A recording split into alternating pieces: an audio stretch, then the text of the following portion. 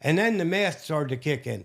You talk to 15 people a day, which is nothing if you stop and think about it. That could be getting your sandwiches, coffee, gas, it don't matter. 15 a day is 450 a month. At a 3% close ratio, that's put you at 13 cars for the month without talking to anybody on the lot. To me, it was like taking candy from a baby. How you can be the greatest salesperson on the planet. Welcome to the Rethink Sales Show. My name is Derek Kelly. I am joined by Jim Shorkey and special guest Fran Taylor. Fran is an amazing man who's just helped so many car dealers grow their sales. You know, if you've heard me talk before, one of my really big things that I do as an individual when I'm trying to move forward, number one is set a goal. Number two, do my reasons why for the goal make me cry? Do they make me emotional? So a very clear goal that I can hold and I can write down. It's got to be crystal clear. And then my reasons why got to make me cry. And then from there, I seek expert counsel to find somebody who has done what I want to do in that goal. And I go have a conversation. And hence Fran Taylor. He's a guy that knew a lot more about the automobile business in certain aspects than I did. And I think also another aspect that you taught me, and I don't know that you really taught it to me, but you reinforced it. It's a combination of two things: treating the salespeople with a lot of love, but also treating the customers with a lot of love.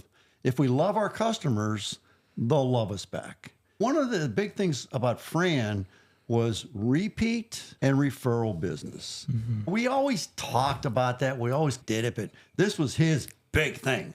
Was prospecting and referrals and repeats and recommendations and this kind of thing. And how are people going to send you business when you treat them like dirt? And how are salespeople going to treat the customers right when you treat the salespeople like dirt? It just isn't going to work. It's a house of cards, and it implodes. You can do that in any business, not just car sales. What's so special about you when I sold cars? All I had to do was outperform the other salespeople.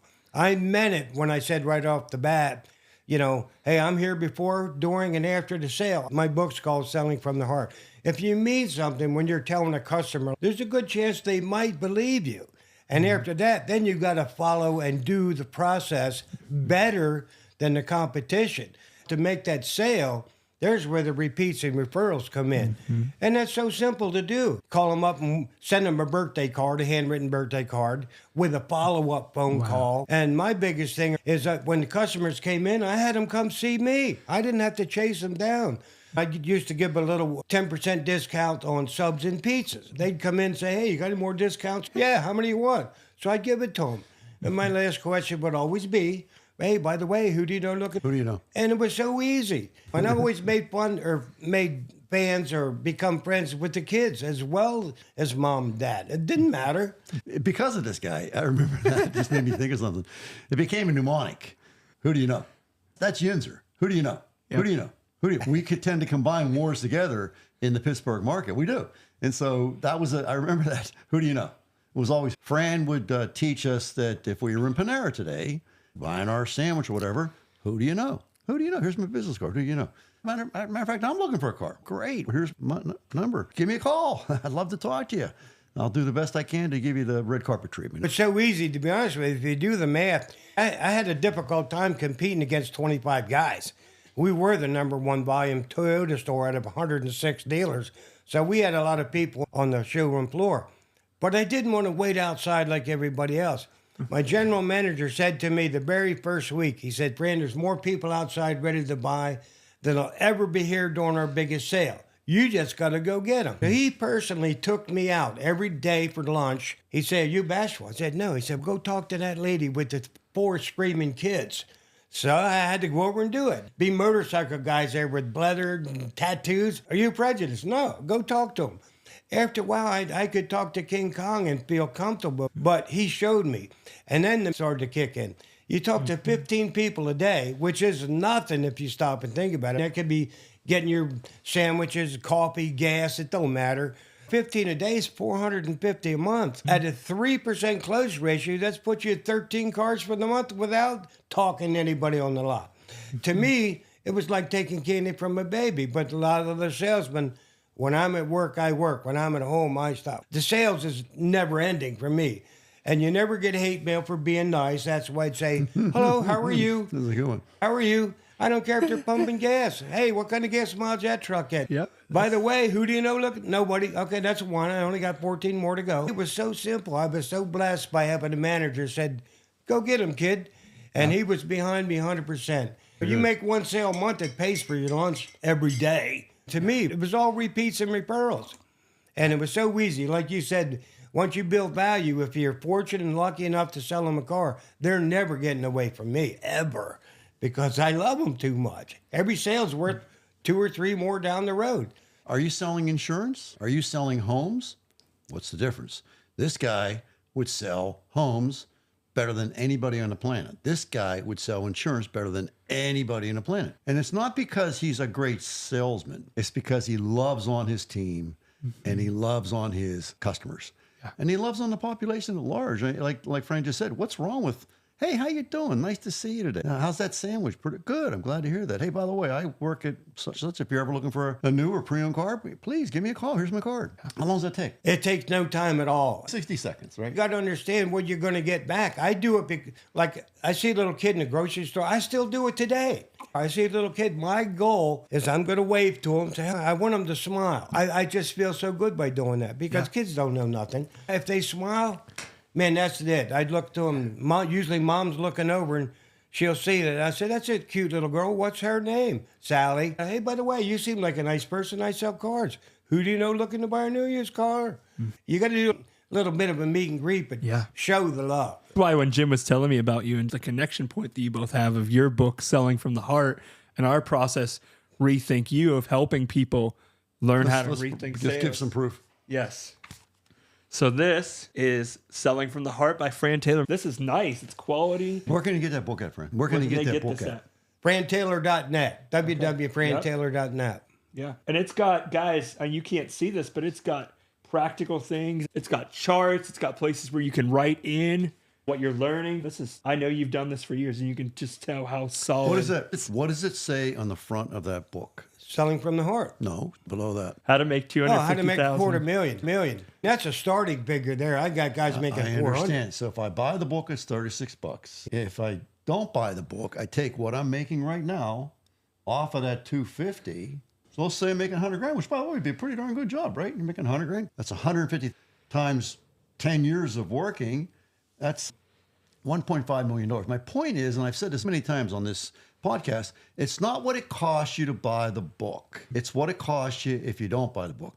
I'm not here to sell this book, but I can tell you this. If you want the book, go get it. If you don't want the book, it might cost you $1.5 million over the next 10 years. That's the facts. And the reason for that is the hand that picks up the book and reads it is not the same hand that puts the book down. If you read that book right there, or some other book, Augmentine wrote a few good ones. There's other books out there. But the point is, if you get one idea from that book and you implement it, do you think we can get one good idea? Absolutely. We only need one to get a start. And then we go back and get more. I read the book Think and Grow Rich by Napoleon Hill. Why would I read a book 162 times? Because the hand that picks up the book is not the same hand that puts it down. When I read it again, it's like, I don't remember ever reading this part here. This is really cool. I'm going to start doing this. I wasn't doing this before. Fran, you were talking about habits. We talk a lot about disciplines in our Rethink You program, your to-do list and your not to-do list. And you were talking about, man, every time I go into a store, every time I see somebody pumping gas, I say, hey, hello, how are you? How much gas mileage did you get on that Ford F-150? Oh, 19. Hey, if you know anybody that might be interested in need a vehicle, let me know. You were talking a lot about those habits that you just used over and over again, that it actually became part of who you were. It was a natural thing. You never get hate mail for being nice. And a couple of things Jim said here that I agree. It's the first thing in my books about goals. If you don't know where you're going, you're lost. So what do I want out of the car business? I didn't want to work 50, 60 hours a week like everybody else. I wanted to make lots of money, and all I had to do was figure it out. All the money, to me, was in repeats and referrals. Yes. And once I got that money, I scattered it out in the goals in my book. You were saying, is there any good things in my book? There's so much in there. They laughed at me when I started. I had nothing. I say nothing, I mean nothing. I was sleeping under a porch when they hired me. The owner bought me clothes. Wow. You know what? When my general manager said, you can do it, I'll help you. That's the first time in my life I ever had anybody wanted to help me. I was just dumb enough to listen to him. When I worked, I wanted to have something to show for it. I wanted that real estate. I wanted to race horses. I wanted to buy my grandmother a house with water in, and had one person behind me to start, and that was my general manager. I didn't want to let him down. Once he showed me how easy it was, just go be you. I figured it out from him. We always need a coach. When I left, he said, Fran, I'll give you a piece of advice. I said, what's that? He goes, always be a coach, never be a trainer. Give them time like I did you. I understood that right off the bat.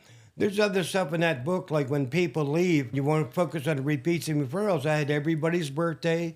I gave out prospecting tools. I mean, you want to have fun in car sales, call a kid on their birthday and wish them happy birthday, and then hang up. Yeah. Don't get the parents back on the phone. They'll call you back within 5 minutes, say, oh, that was nice of you. Da-da-da-da-da-da. By the way, who didn't looking to buy a new used car? Yeah. They love it. Who does that? Somebody that cares about people, like Jim was saying about the value. That's what people want. And it don't cost you nothing. A little bit of time. Just keep showing me what to do. I'm going to interrupt you again. You glossed over something, and so I want this audience, this guy here, this lady over here, I want you to start. This is going to take some time. Might get emotional. That's okay. We cry together. We do. I want to know about sleeping under the porch. How did you get there? Yeah. What does that look like? What does that mean? I want to know about that, because you know what? Somebody else on this viewing right now is in that same position. The world is coming to an end for that lady or gentleman, and I think your story would be very inspirational for the public at large. So let's tell that story. If you don't, can you do it for me? I really don't like to go back. However, I do it when I do go. it for me? I do. I do it when I go to prison. I help kids out every month. I've been doing that for 5 years. I was born with a silver spoon in my mouth. What do I mean by that? It took me till I was 38 to figure it out. I was given away when I was 3 days old, raised by some hillbillies, which I'm grateful for. No water, no heat in the house, cardboard windows, all that stuff. We lived off of fish, rabbits, deer. And my stepfather, I'll just say this, we didn't get along when I was on my own in 10th grade. You do a lot of wrong when you're on your own. I was in a diner one day complaining to my friend about how terrible life was, and I lucked out because this old boy said, hey kid, I'll show you how to make some money if you want. Believe me when I tell you, when I said I'd listen, I did. So I was fortunate enough to get hired in the #1 volume Toyota store. And of course I knew nothing like everybody else. It was just me. And my whole life I never had anybody help me. And I wasn't used to that. But he was like a father to me. In fact, I called him Pap all the time. Wow. And Is he still with us? no, he's gone a couple years. One of the Sorry to hear best that. men I ever met. What's his name? Ken Ryder was his name. Okay. You could tell he walked softly, but he carried a big stick. He'd put his arm around you. If he squeezed your arm, you were getting it. And if you didn't, he'd pat you on the back. He helped me so many ways, not just in selling cars, but life in general. So just to be clear here, this guy here was born rich and born privileged. Am I right? Rich in some ways, but money-wise, no. Had a lot of money. Everything was given to him. It was an easy life. He was born with a lot of money. It was an easy life, and all kinds of stuff was given to him. That's why he is a success in the automobile business. Am I right? I don't know about a lot of money, but I had the opportunity. Hey, I know that looking back, there is no such thing as honesty among thieves. That's a lie. Even a blind squirrel finds a nut now and then. That's another lie, because they all get killed by bobcats, hawks, everything else. So you got to get away from the stuff that sounds good, but it's not. And when Ken would say something to me, I would listen to him. I took it to heart. I didn't want to fail because I'd let him down. I know what it's like when a manager reaches over and tugs on your shirt and say, hey, you get your clothes from Cracker Jack box. I know what it's like when you get laughed at. However, It hurts. I worked. I said, you ain't beating me. I was the first one there, the last one to leave. Saturday when everybody left, I put my business cards on all 300 cars. I took them all Sunday night or Monday. And then I made myself a commitment to work for repeats and referrals. So between 2 and 5 o'clock every Sunday, I don't care if it was raining, snowing, or whatever, I had the key to the building.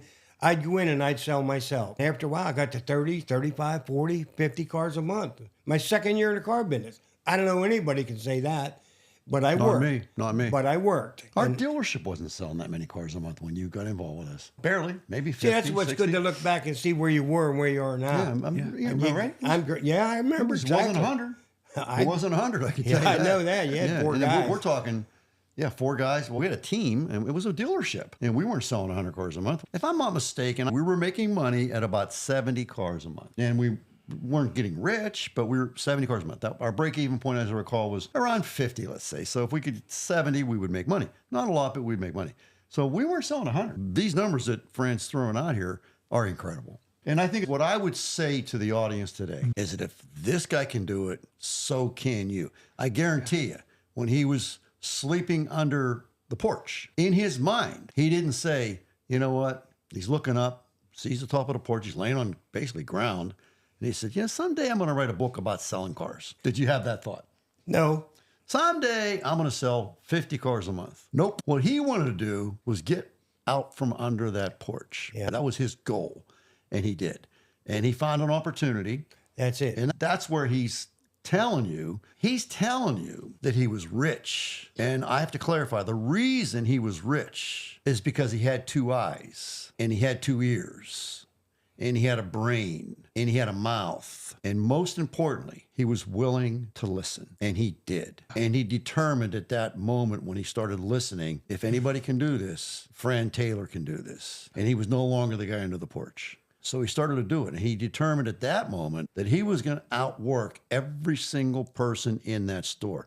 You can outsmart me, but you ain't going to outwork Fran Taylor. I remember when I was bankruptcy imminent before Fran, and I was sitting with Chrysler and I told them my whole story, and they, hey, tears are nice. And they said to me, I remember I'm sitting here, one guy was sitting where Jess is, and my dad's desk was over here. I had developed a habit of coming out from behind a desk to talk to whoever I was talking to. They said it was just a better way of approaching it rather than being behind a desk. So I'm out there, I'm sitting here, there, and the guy looks at me after I told him my story, tears in his eyes, said, Jim, do you still want to do this? I said, yeah, of course I still want to do this. That's why they were coming in to consult my business, which was bankruptcy imminent, and help me. I said, yeah, I still want to do this. That's why I brought you in here. He said, do you still want to sit behind that desk? They pointed at my dad's desk. And I said, listen, I've been wanting to sit behind that desk my entire life. I am not going to be defeated. I will figure this out. And I'm going to tell you right now, Mr. Chrysler, if I got to work 26 hours out of the next 24, that's what I am going to do. I will not be defeated. And I know they thought, this guy's freaking crazy. This guy under the porch, he's nuts. But you know what? That's what I did. And I outworked him. Did I not? Oh, yeah. Was I a worker? Absolutely. See, that was like a consultant's dream. And I didn't finish what I started to say about I was being rich. I got away from saying why me to what if I did this? Say that again. That's powerful. I got away from saying why me to what if. I was born with a silver spoon in my mouth. It wasn't until I was 38 that I figured it out because my son and I were in Africa. I took him over and some of my employees. 15 years later, I said to my son, what do you remember most about Africa? And he said, kids drinking water from a mud puddle. That's when the good Lord said, hey, Fran, how bad did you have it there? And that's when I knew, man, I had it a lot better than other people. Yes. So I was real grateful, for, even though I didn't have what other people did. I realized, okay, I didn't have it that bad. So it's a total flip-flop. Instead of why me, what if I did this? What if I did this? You don't know. So you got to go for it. But then I just tell you that. It's not what it costs you to buy the book. It's what it costs you if you don't buy the book. Yeah. That's the deal. Absolutely. It's what it costs you if you don't buy the book. Thank God I bought Think and Grow Rich. Arrogance was my downfall. I knew more than Fran Taylor. Had Fran Taylor come in 1996 when my dad died and say, Jim, I'm here to help you. I said, Fran, I don't need your help. Call me in a month. I'd have turned him down. I did. I had people that wanted to help me. I turned them down. But when I got over the arrogance, and instead of why me, what if, that's when I was compelled to from Napoleon Hill's advice, seek expert counsel. I went to Mr. Hamilton, who was my mentor. I love that man. He's deceased, like all of our old guys. But I remember he gave me this list of what I should be doing. I look at the list. Holy crap, I'm not doing anything on this list. I started doing a list. And I still do that to this day. I have a list. Do I have a list? Yes. Of what I need to do to recover from my stroke. I have a list. And it's quite long. I was laying in bed last night looking at my list, which is what we teach in Rethink You 2.0, is to review the day. And I did pretty damn good yesterday. Looked at it, check. Being humble is a major part of it. Now, not everybody, I know there's guys that are fairly wealthy, but on my 30 sales a month group, I don't brag too much. I let the guys do it for me. When I do my private show, It gets their attention when a guy used to sell 15 cars a month, and last year I think his best was 63. And I say, yeah. That was a And good month for us back in 1998. I'm telling you, well, 99. it's like you said, I knew how to sell cars, but no one taught me how to do big numbers. Yeah. The big advantage I have compared to a lot of guys, anybody can stand on stage and talk. But when you actually go in a dealership and help, that's hard to do. Yeah. But you get some that, like you, that said, okay, help me out, and some that roll with it and some that don't. So you don't got to BS anybody here's what you got to do, here's how to do it, and this is what you'll get.